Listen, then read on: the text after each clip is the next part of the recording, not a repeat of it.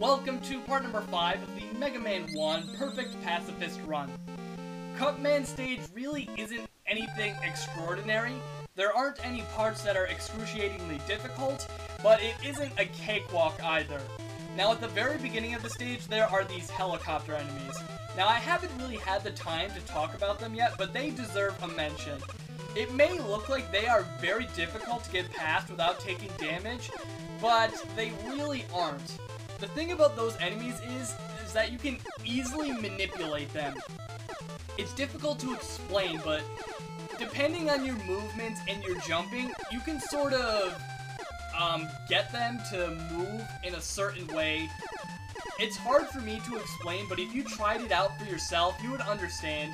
But basically, you can manipulate them to go in a certain way, and then you can just jump past them. It may look like they're very hard to get past, but they really aren't.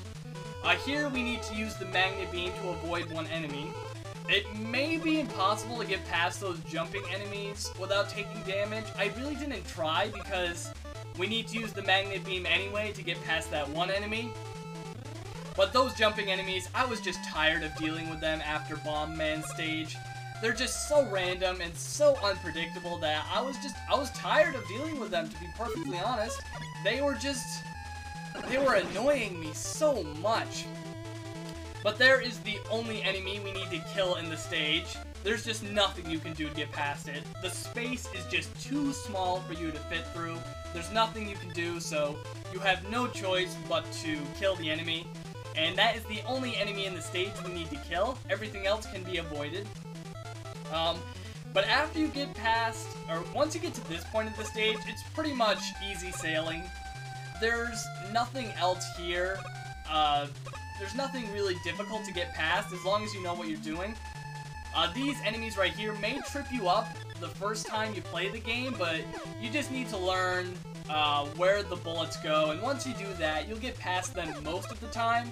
They're still kind of weird to get past just because they move across the screen and such, but it shouldn't be too bad as long as you know what you're doing.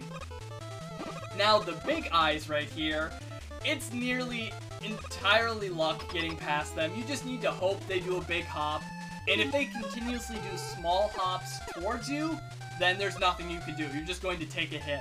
But most of the time, they will do a big hop, so they may take a few attempts away from you, but they're not too bad to get past. And later on, when we get the ice slasher, we can freeze them and get past them even easier. Anyways, here is Cutman.